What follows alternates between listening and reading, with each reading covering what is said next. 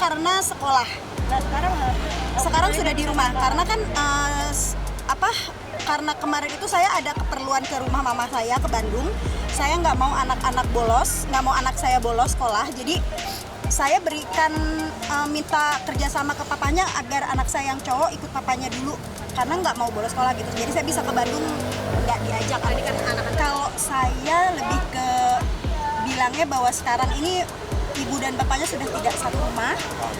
Ibu dan bapaknya lebih ke kayak saudara, walaupun sebetulnya ini yang saya sayangkan kenapa harus ada sidang yang nggak berkesudahan ya, karena saya percaya nanti suatu saat nanti ketika anak-anak udah ngerti tanpa perlu harus saya jelaskan seperti apapun, mereka kan sebetulnya bisa cari tahu sendiri ya. Saya tidak pernah menuntut nafkah, jadi sedikasihnya kalau beliau ingat ya alhamdulillah saya terima karena itu haknya anak-anak. Tapi kalau beliau nggak ngasih pun saya tidak pernah menagih, boleh ditanyakan ke yang bersangkutannya langsung.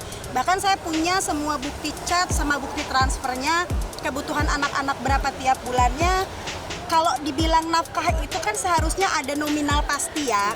Kalaupun iya betul, kalaupun tidak ada nominal pasti, ada kesepakatan setidaknya. Ini kan tidak ada. Jadi benar-benar papanya anak-anak cuma ngasih semaunya dia, dan kapannya itu pun waktunya nggak ada waktu pasti seingatnya dia.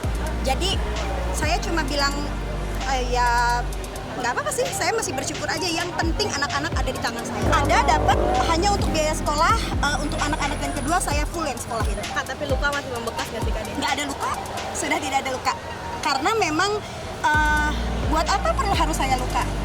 Buat apa saya harus nyimpen luka yang nggak ada, iya gitu maksudnya. Buat saya kalau luka itu kalau saya kehilangan anak-anak, tapi kalau papanya anak-anak, saya lebih kemikirin lukanya anak saya sih daripada saya. Kalau saya kan dengan papanya memang statusnya ya orang lain ya, karena kita nggak sedarah. Tapi saya lebih mikirin lukanya anak-anak aja. Karena sampai sekarang anak-anak tuh suka nanya, kenapa mami sama Didi itu harus berpisah? Ya namanya anak-anak ya. Ya itu aja sih yang saya lebih pikirin. Saya cuma bicara soal anak-anak aja. Jadi yang itu saya bilang, saya komunikasi terakhir sama dia cuma diskusi tentang sekolah. Walaupun pada akhirnya beliau menyalahkan saya karena beda domisili kan, saya sekarang sudah tidak di Depok. Dia bilang itu bukan hak saya untuk bawa anak-anak. Tapi kan saya sudah ngajak diskusi. Tapi dia nggak ada jawaban apa-apa. Ya udah, umur anak saya kan nggak bisa di stop dulu, nunggu sidang-sidangan dan lain sebagainya. Anak-anak tetap harus sekolah. Jadi itu sih yang dia protesin. Cuma sebatas itu doang.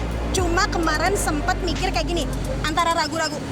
Kan kalau masalah sekolah anak kan memang saya tuh nggak peduli. Masalah begitupun dengan finansial ya, saya percaya namanya rezeki anak tuh pasti dicukupkan aja gitu. Jadi nggak pernah berharap bapaknya ikutan bayar atau gimana, nggak pernah berharap. Tapi kemarin karena saya tahu tipikal mantan suami saya dikit-dikit gugat, saya kan nggak mau kesalahan juga. Jadi kemarin itu cuma memulai ngobrol sama dia itu cuma satu aja, nanya anak-anak gimana sekolahnya. Karena yang dua ini belum sekolah, jadi lebih ke itu aja, ngajak diskusi. Saya sekarang nggak sendiri, saya sekarang ada 3 perasaan, 3 anak yang kadang gini loh, orang kalau cuma buat nikahin saya mungkin mau, tapi buat menerima anak-anak kan nggak semua cowok bisa. Jadi filternya lebih kenceng lagi. Kalau yang mau sama saya harus sayang dulu sama anak-anak, lebih ke gitu sih. Jalanin aja, terserah nanti Tuhan pasti adalah jodohnya. Tapi saya kalau ada yang mau ngajak nikah ya mau aja, kenapa enggak? Jadi selama kerjaannya nggak terlalu ngabisin waktu, nggak terlalu nyita waktu untuk nggak ketemu anak-anak, saya ambil gitu. Lebih ke nemenin anak-anak sama kerja secukupnya lah. Ya sekarang jadi hasil kemarin kan perkara saya tuh sudah diputus, saya memenangkan hak asuh anak, tapi ternyata mantan suami saya banding. Ya masih nggak paham apa yang dimauin, karena kalau memang betul soal anak, saya nggak pernah nutup akses sama sekali. Malahan sekarang lagi musim liburan, dari pertama musim liburan dia tidak pernah mengajak anaknya untuk main ya, untuk ketemu atau apa gitu. Jadi sempat saya tanya bisa nggak weekend ini anak-anak sama dia bilang belum bisa dulu karena lagi ada renovasi apa segala macam, terus dia bilang sakit ya, banyak sekali alasannya. Jadi kalau dia menuntut hak asuh anak seharusnya sejalan dengan sikap dong gitu. Jadi saya bingung apa yang dia mau, cuma ngejalanin aja lah. Karena ya kemarin itu saya belum konsultasi dengan kuasa hukum.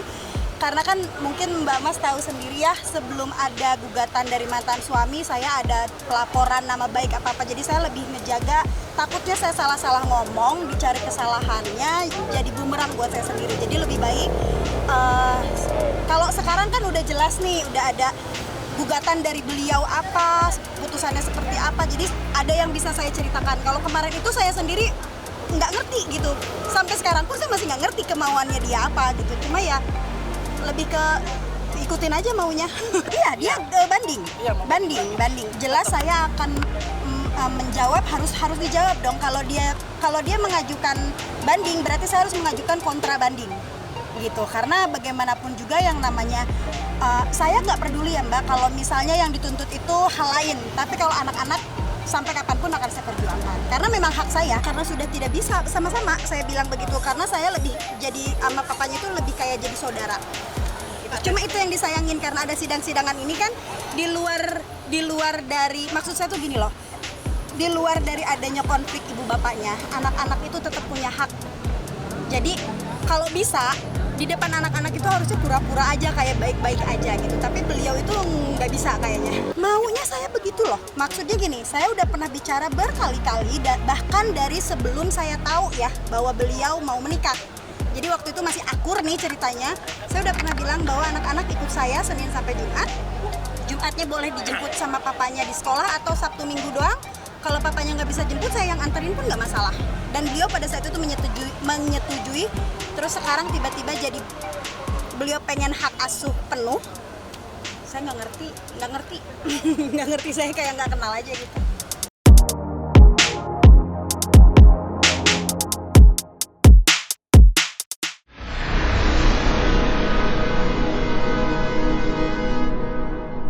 Jadi jangan lupa untuk subscribe Cumi Cumi. Ditekan ya tombol lonceng merahnya.